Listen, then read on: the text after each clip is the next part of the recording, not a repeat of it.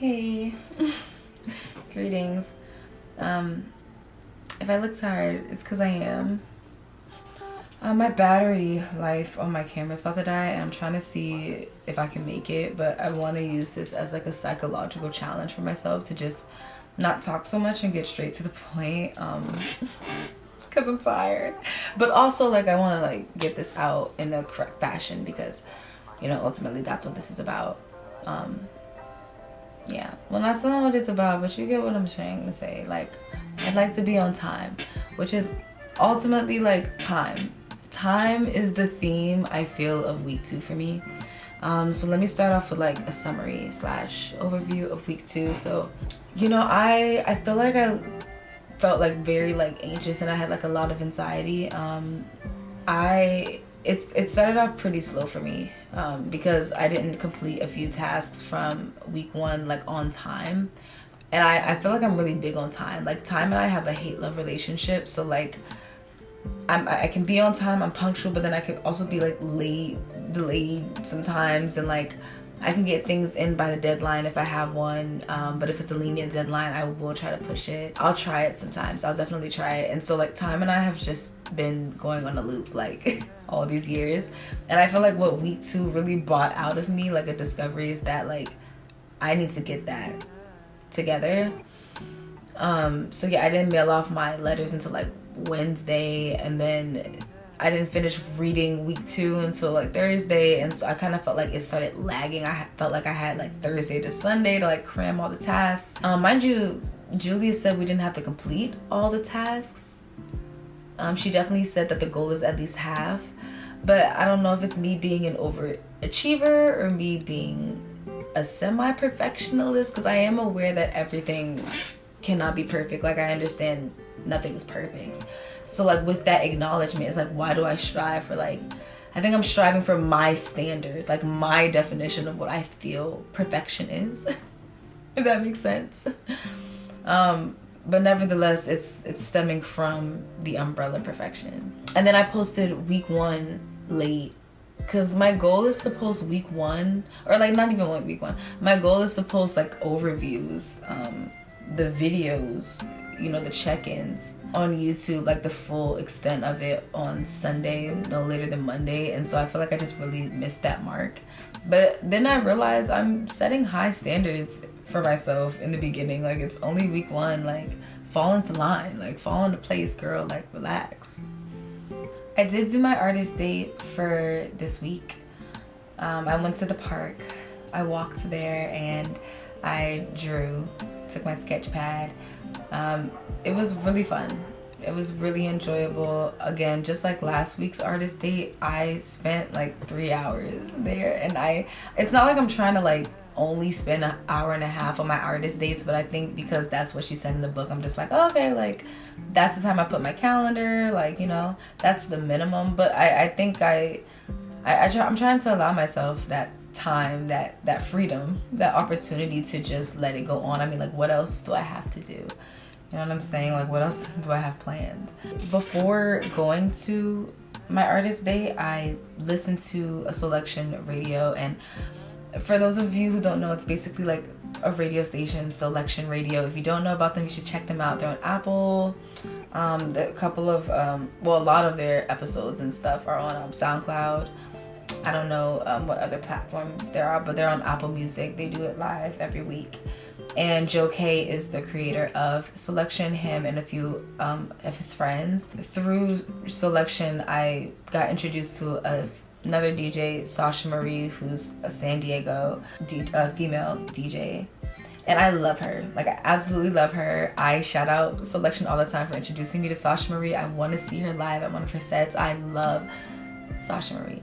Like, I love her mixes. And so I'm just saying this to say that I had decided to like binge all of her radio shows just like for myself, because I felt like over the years I had dropped the ball. Like, I had lost it, and then like I had found her again, and I was like, oh my gosh, she's on chapter 80 and stuff like that. I remember when she was on chapter 16 and stuff. So last year I binge listened to it, and not like OD'd it, but like when I had the time, I went through and I listened to all of her radio shows, and I said, You know what? I think this year I'm gonna do the same with Selection. So I was listening to Selection Radio number 14, which is on Mixcloud. Like, that's where they started, and it's really cool. He started Selection Radio in 2011, I believe, if I'm not mistaken. I may be wrong, but I believe it's 2011, and it's just very cool to hear like where he started, like on this college campus, and where he's grown to now. So in number 14, he had his friend Andre Powers, who he started, one of the people he started Selection with, who he still DJs with to this day. Like, it's so cool. And they were talking about how they had finally gotten, it was like a surprise at the end of the show, and he had finally gotten a vinyl. Let me look at my notes. Okay, yeah, he was talking about how they were they finally are getting physical copies of like a compilation of Selection, and they were putting it on a vinyl. And I don't know, I just felt like it really went with the week's lesson of sense of identity. You know, like, Joe K had this idea and he believed in it so much, and he did it, I feel, by any means necessary. Like, he really believed in that, and with a group of people, like with his friends, you know what I'm saying? Like, and he outsourced, and then like on the show he plays beats that are being sent in from all over the world. And mind you, he's only on number 14, but even on number 1 too, like, he's got beats coming from like Europe and China and like all these different like places. And it's just really cool to see that people are like interested. Like, you have beat makers, you have engineers out there, you have people who have an idea and they have something to say, they want to do something. I feel like that's just so inspiring. It really moved me. And so yeah, I just thought I'd share that. But yeah, my artist day went really well. I sketched and stuff. What I saw originally, I was gonna pull up a cartoon character, because that's usually what I do, but I just did not want to be on my phone. I just wanted my phone to be there for the music, and then, you know, to see what time it was, you know, if anybody hit me up, any emergencies, you know what I'm saying? But I did not want to look at my phone for that picture. So I was like, let me just draw what I see. And I'm not advanced. I wouldn't say like I'm not a professional or anything, but I did take a 2D art class in high school. That's about it. But I feel like it taught me like the basics. And so I don't know, it kind of sticks with me, and I see things and the angles and the lines and the shapes, and I just sketch it out, and it was really fun. I feel like I haven't drawn for fun in years. It's always been for like a project, or like for business purposes, or for school or something. So I felt like this was the first time that I was like drawing for me. Felt good. Okay, yeah, but that's it for my summary. But I do want to like mention, like, my last note here is to talk about my feels with like documenting. So of course, like, I want to document and share the process and blah blah blah blah, but I don't know, like, why does it feel like documenting and posting it on social media and editing and all that, like, it just seems like a lot. Like, even when I was like on my artist date, I was like, oh yeah, like, I have to get angles of me drawing so I could like show my artist date. And then I was like, oh, you know, because I wasn't gonna bring my tripod. Like, I was already hauling my yoga mat in my bag, and I'm like, I'm not bringing the tripod just for like 10 seconds of like an angle, you know? It just seemed unnecessary, and I don't know, too much unnecessary. I don't know, I just find it like interesting. But then I was like, fuck it, because the angles don't really matter. It's the fact that I'm doing it that matters.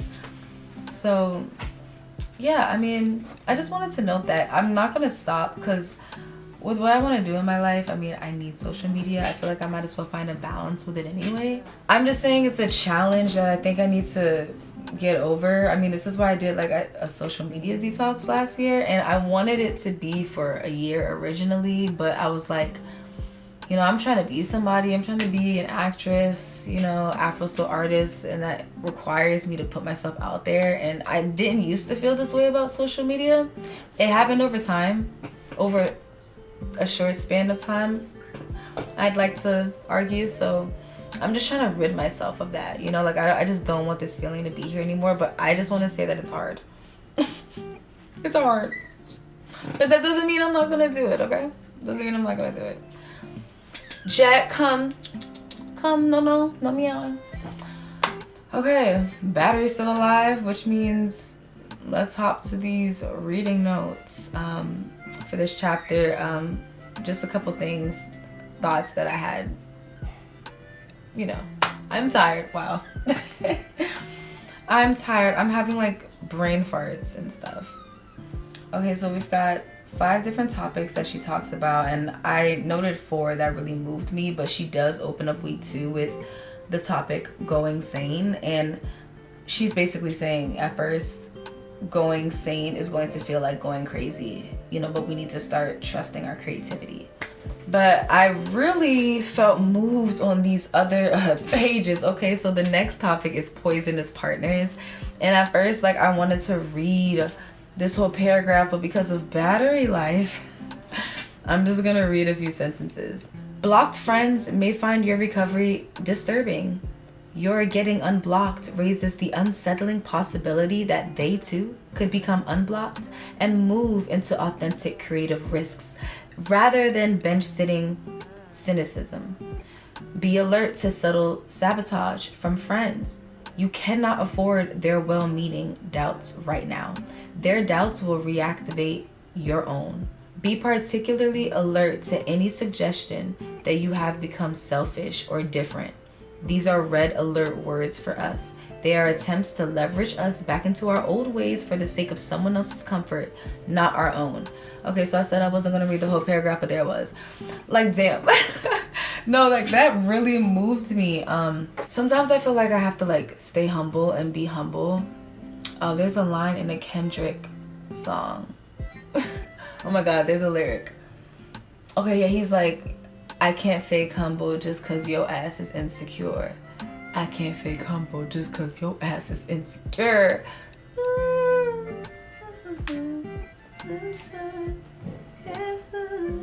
Alright.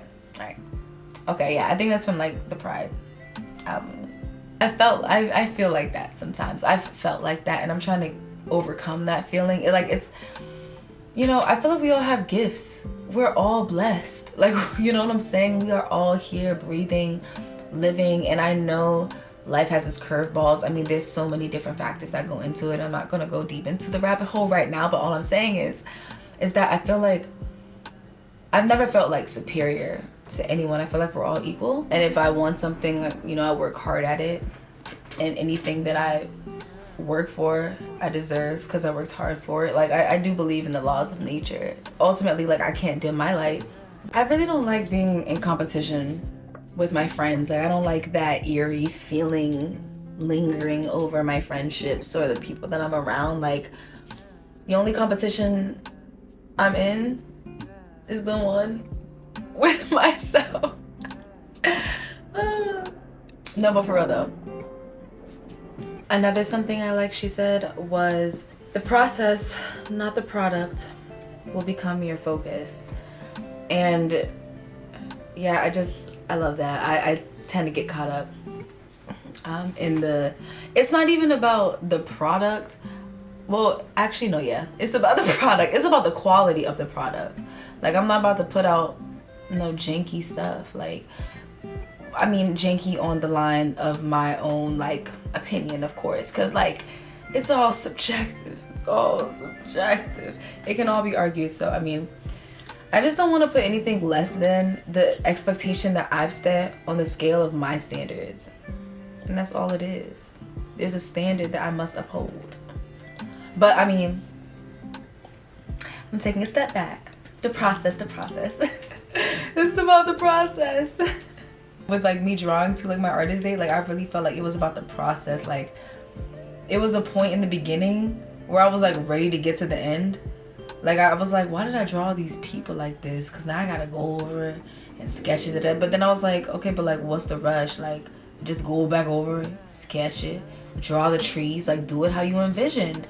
And I'm like, okay, you're right. So, I mean, it's all means something. Like, it all means something and always something. Next topic is crazy makers. Crazy makers. Crazy makers are those personalities that create storm sensors. A related thing creatives do to avoid being creative is to involve themselves with crazy makers. Distractions, team. So in the crazy makers topic, she says her little spiel, she says her little 2 cents, and then she has like different paragraphs about what crazy makers do and their behaviors and stuff. And at the end of the list about what crazy makers are, she says, if crazy makers are that destructive, what are we doing involved with them? The answer, to be brief but brutal, is that we're that crazy ourselves. And we are that self-destructive. Really? Yes. And I was like, okay. It's kind of like being in a toxic relationship. Like, it feels good on the surface and you get some form of love, I guess, out of it, but it's not the right form of love. It's not healthy. It's not soothing. It's not pouring into you. It's taking away. It's snatching your happiness. It's disrespecting you, hurting you, mentally, physically, emotionally, all the things. So like, it could be like that. I mean, that's how I interpreted it. This also made me think of how, like, with people that hold certain important titles, or at least titles that we deem important, and like for me, in my personal case, I'm thinking about family, will probably like accept self-destructive behavior from people who hold such titles. And so, I mean, that made me think, the last sentence real quick though. Using this fear as our excuse, we continue to allow others to abuse us. And that's real. For like a slight example, I have like being in a position of leadership, or like having a leadership role. I've always had like a lot of anxiety about that, because I feel like I was raised by my parents to be a leader, to speak up for those who cannot be spoken up for, to do the right thing. And I know I have leadership qualities, but every time the opportunity came, I would always like question if I was worthy enough or ready enough to be in that position, because I always saw people in a leadership position to have certain qualities, certain personality traits, should I say, like certain characteristics, and some certain characteristics I don't really align with. But like I do align with them or relate in certain ways, like this strict facade, or being like all poised and proper and all that type of stuff. Like I feel like I could be proper and professional in my own way, definitely. I do feel like I'm an intellectual type of person. I don't know, I started to go on a little spiel, but I said all that to say, reading this definitely brought up those feelings of like how I used to feel about that. So that's crazy makers. The next topic is skepticism. And one of the things that I really appreciated here is that she said, one of the things most worth noting in a creative recovery is our reluctance to take seriously the possibility that the universe might be cooperating with our new and expanded plans. And I don't know, I really related with that. Sometimes I question myself, I doubt myself. Sometimes I wonder if I'm doing too much, or if XYZ is supposed to be happening. And sometimes it just feels too good to be true. And I guess that's where the self-sabotage comes into play. I don't know. Things happen, but you feel me? Sometimes I'm like, am I doing too much? But, doing too much is ultimately being myself. So we've gotten brave enough to try recovery, but we don't want the universe to really pay attention. Which leads us into our final topic, attention. She tells this beautiful story about how she received these letters from her grandmother, and how right before her death, she described like all these things that were going on around her house. She really says that attention is very vital as an artist. I don't know, I'm feeling all types of feelings. Like, I feel like I'm, she's saying I'm brave for doing this. Thanks, Julia. Thanks. But, it's definitely a scary and kind of overwhelming process. Again, I think I have high expectations about what this is supposed to bring out of me. But ultimately, like, I have to be willing and attentive and do the work myself. And I feel like attention just really went hand in hand with my artist state. Like, You know, on my walk to the park, I was looking at the flowers. I was seeing the sun rays beam on the trees and casting the shadows on the sidewalk, and just like the people walking around going to wherever they're going. Even when I was at the park drawing and seeing there, because like I was there for 3 hours, so like just seeing the people come and go, and there was like a group of people behind me, and like people were there who were there before I was there, left after I was there, and people came and went, and it was just interesting to just see and be appreciative of the moment, and to just like be happy to be alive honestly, and just like to breathe in the air and just to take that time to myself. Like, so, you know, attention was like really big. I feel like attention and time were 2 big discoveries for me this week. Like, I realized like how much I give away my time, like willingly, and like casting it or excusing it as, oh, I feel like forced to do this, I feel like I gotta do that, but like ultimately I'm putting that pressure on myself. Like, I'm making that strict threshold, and I also deserve some downtime. I also deserve time to myself, and like, I don't know, time to just be and to create so that I can be an artist, essentially. Another thing I noted is that, you know, she said more than anything, attention is an act of connection. And, you know, I thought that was lovely. It reminded me of eye connection. You know, how people think that that's really intimate and it makes them like feel uncomfortable. But I don't know, looking into someone's eyes, it's like, I see your soul, you know? In a good way though. I feel like we should all be connecting, but I don't know, just like paying attention. Like, even when I'm talking to someone, I don't like, or even when I'm like talking to someone, or even hanging out with friends, like I don't like to be texting all the time. I don't like to be so into my phone. Like, I like to be tentative, I like to be present, I like to be in the moment. So, but all in all, I would give like week 2, I don't know, it was a bunch of feelings. Like, I feel like week 1 I would start off on like a happy high, and now week 2 I just kind of like, I was like, okay. I still enjoy the morning pages though, 7 out of 7 once again. But yeah, I feel like mixed feelings about this week, but I'm happy I finished. Bam. So I will see you guys next week.